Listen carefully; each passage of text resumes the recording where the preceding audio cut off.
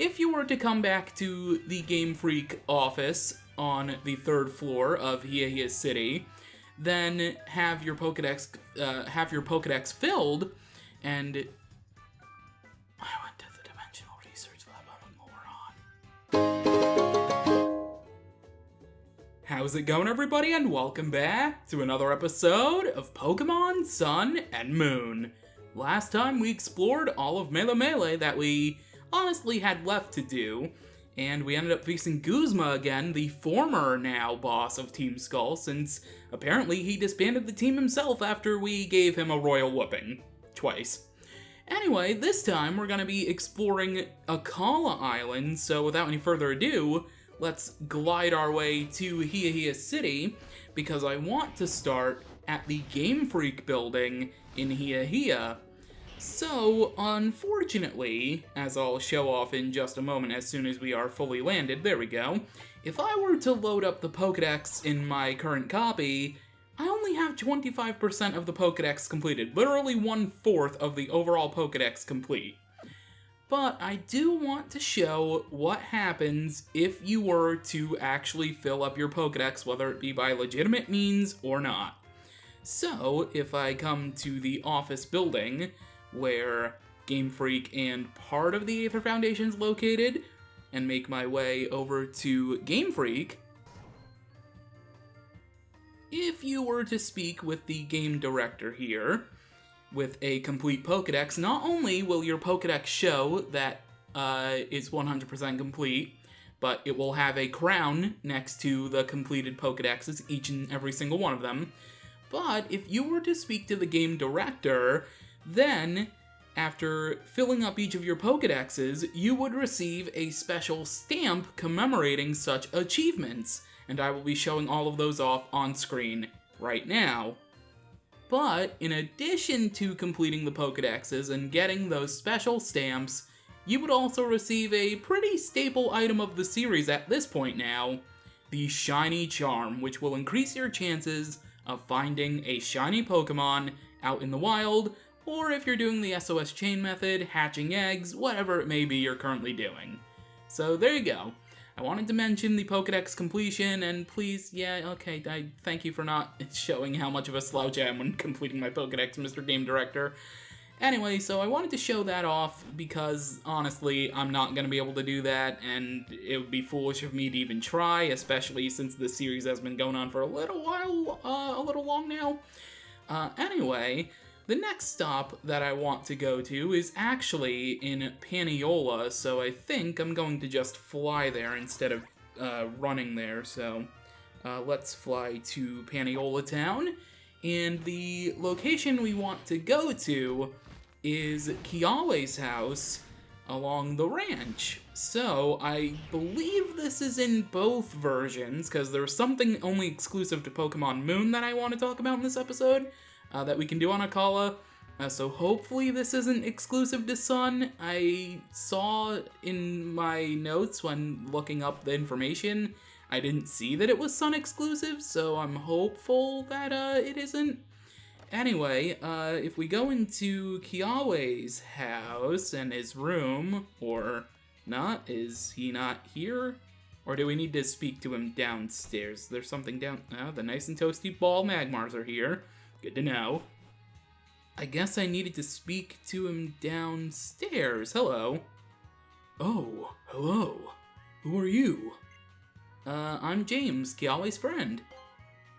You sure about that? How long have you known him then, I'm just joshing you, kid. I like to see a kid with confidence. But I think I know who you are. You're James, ain't you? I'm Kiale's old man. I'm glad he's made friends like you. You're the first ever champion in Alola, ain't ya? And at that tender age even? That's quite the accomplishment, kid. I reckon I ought to give you a little gift to help you celebrate becoming champion then. A protector! So this will allow a Rhydon to evolve into a Rhyperior. And yes, they're not native to Alola, so you would need to... Yeah, okay, thank you. Senior Kiale. Is Papa Kiale? I don't know. I don't think they ever gave his father a name in the anime. At least I don't remember anyway. So yeah, Protector evolves Rhydon into Rhyperior, but Rhydon is not native to the Alola region, so you would need to trade one over via Pokemon Transporter in Black and White or Heart Gold Soul Silver, and then into Pokemon Bank. And by the way, I'm not going to be showing off that type of process, even though most of this episode is going to be dealing with things in which we could trade Pokemon into the game for. And, yeah, the reason is I'm not paying $5 just to show something off in a Let's Play. I'm not that crazy. I was crazy enough to buy a online membership for $8, though, for Splatoon 2. Anyway, I pick and choose when I'm crazy, I guess. Anyway, I guess I'll talk about what we can find in Pokemon Moon. Well, I can't actually show it off unless I go into Pokemon Moon right now. But while I'm flying over to Route 8, I guess I can mention that if you return to the family restaurant of Mallow's in Pokemon Moon in Coney City, and you go upstairs, you should find her brother on the couch in the upstairs lounge area before any of the bedrooms. And if you talk to him, he would give you a Dragon Fang, which can boost Dragon-type moves, I believe. Anyway, first actually you would need to face Mallow previously, and then you would find him there, I think. Anyway, here on Route 8, I want to return to the Aether House that is at the beginning of the route, so this is a little bit stressful running all the way back there, because our good old pal Colress is here. You there, do you know of the Pokemon called Genesect? I do, except I kind of don't, because technically in canon I don't know anything about anything outside of Kanto and Alola, but I do! Then I have no choice but to admit that you are all I would expect you to be. The cannon's abilities could be activated using certain drives created by the scientists in the P2 laboratory. I think you might be able to use them as they should be used. We've obtained the Douse Drive and the Shock Drive and the Burn Drive. And finally, the Chill Drive. Simply believing in your Pokemon will not guarantee that you can do everything you want, but there are many things that are guaranteed to fail if you do not believe in them. It is the trust between a trainer and a Pokemon alone that can overcome those hurdles. You there, you should know that there is a battle facility on Pony Island called the Battle Tree. I look forward to seeing what kinds of trainers and Pokemon I can encounter there. Man, this Battle Tree must be a real big deal if we've heard about it like 3 times now. Anyway, so yeah, meeting up with Colress, you will get the drives for Genesect, but again, you would need to trade Genesect into the game via Pokemon Bank, and I'm not doing that. Anyway, I guess the last actual thing I really want to do is to go... Actually, no, I do need to go to Coney City, I believe. Because I believe I can find Olivia in her jewel shop, I think? This wasn't in the notes that I wrote down, but if I remember correctly when playing through Moon, coming back to Coney, I think she should be here, so let's go upstairs in the jewel shop, and hopefully we will find her in her room. Yes, we do. Hello, Olivia.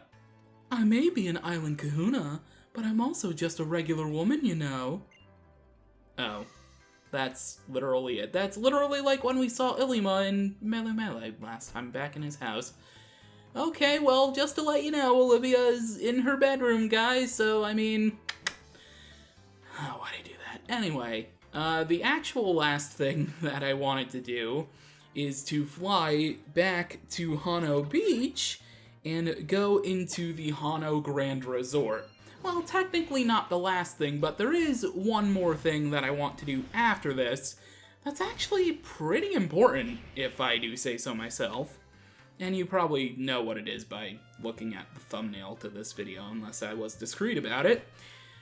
Anyway, going into the Hano Grand Resort once more, we should be bumping into Kahili.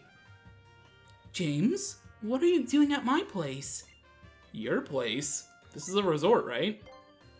Oh, my dad owns the Hano Grand Resort, so... Anyway, you're the champion now, right? So, are you out there training every day? Of course. Just what I would expect of a champion. That is very wise thinking. I'm a top-ranking player in the golf world, and that is because I still practice every day. I think it's important to keep training every day, even if it's just for a little bit. I'll give this to you. It should help you aim for even loftier goals.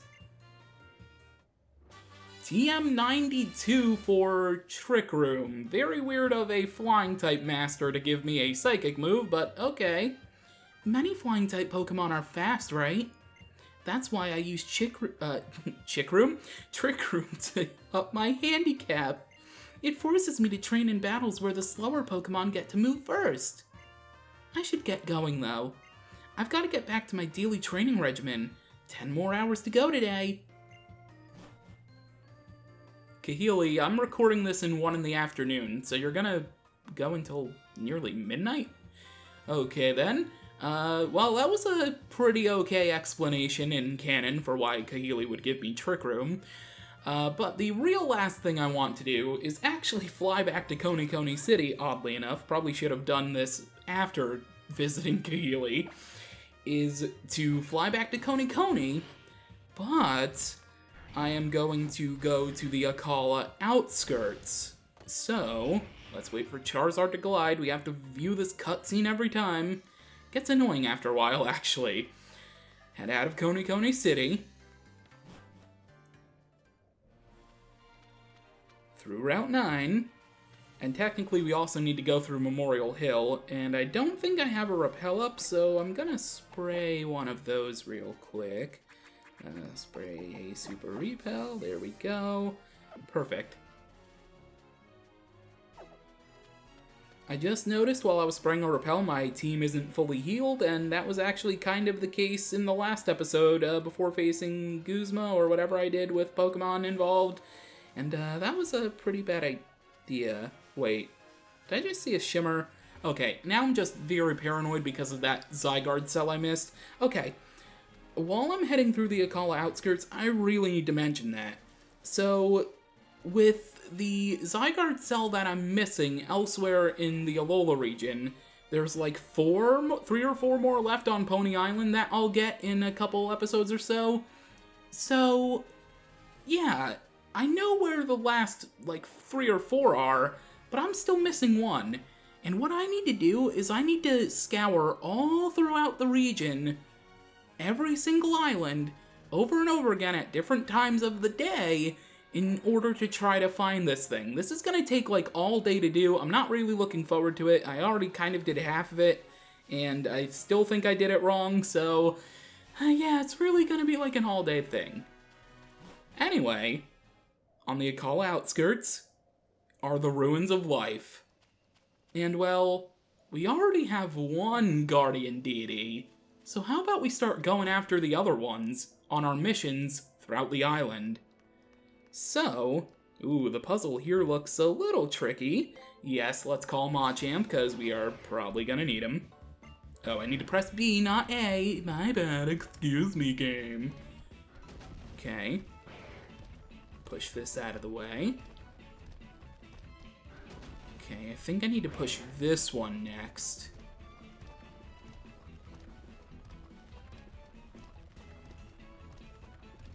And that actually leads to the solution.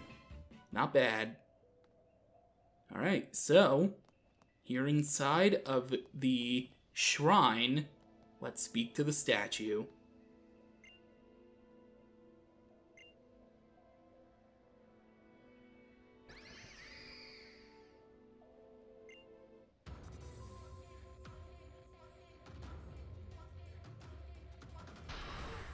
Say hello to the guardian deity of Akala Island, Tapu Lele. So, Tapu Lele is going to set up Psychic Terrain via Psychic Surge, its ability. And with Psychic Surge, I believe status moves do not work. I want to double check. Okay, status move. Oh, it's priority. That's it. Priority doesn't work. Okay. Priority moves don't work in Psychic Terrain, so gotta remember that. Wish I did before I made the boo-boo of saying that I didn't. Okay, used Flatter, so my special attack is very high, but I have paralyzed Tapu Lele, so this should make things a little easier. Okay, so Tapu Lele is Psychic Fairy. So I want to hit it with either Dazzling Gleam or Psychic, but my special attack is higher. And if I get a critical hit, I didn't save the game. I think I'm gonna switch out, because I didn't save the game, which is a mistake on my part. So I need to try to weaken it without actually hitting it with a very high special attacking Pokemon like Rabombi, to be honest. Alright, Decidueye, I'm gonna make this all on you, and this Tapu Lele used Flatter again, so yay, now I get to deal with double the confusion. Not really, though. Since I switched out, Rabombi is perfectly fine now with its confusing status. I'm gonna try to go for false swipes, but I'm gonna hit myself, so that's great. I should probably honestly just start trying to chuck Ultra Balls, because to be honest, I have like 150 of them right now, and it's paralyzed, so it shouldn't be too big a deal to try to catch it at full health. Hey, we avoided the move. Very nice. Way to go, Decidueye. Although, okay, thank you for breaking through confusion again. Alright. Well, Tapu Lele's not having the best of luck with that paralysis. Alright, Psychic Terrain has disappeared from the field. So, hopefully we break through again. Thankfully we did. False Swipe once more. Extra Sensory. It's probably gonna hurt. Yeah, that tickled. Yeah, that's a good way to describe it. That tickled Decidueye. We snapped out of confusion, and we're gonna hit another false swipe. That should bring it right before the red. Here comes Nature's Madness, which will do half of our current HP. Okay. I think it's time. Let's start chucking an Ultra Ball.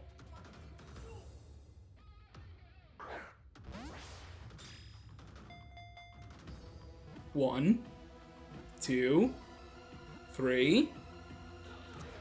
There we go. First Ultra Ball was all it took to catch Tapu Lele. Very, very nice.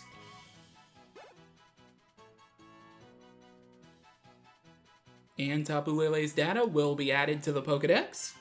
There you go, joining Tapu Koko on the Pokédex screen.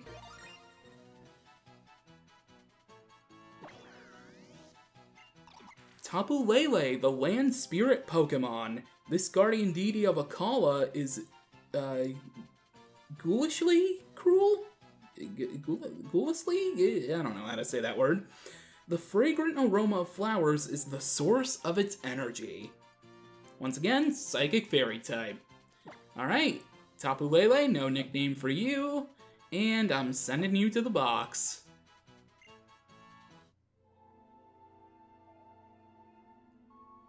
Alright, and with that, that is actually going to do it for this episode of Pokemon Sun and Moon. Next time, we set out for Ula Ula Island, and we do a bit of Roundup there as well. Until then, thank you for watching, and I will catch you later.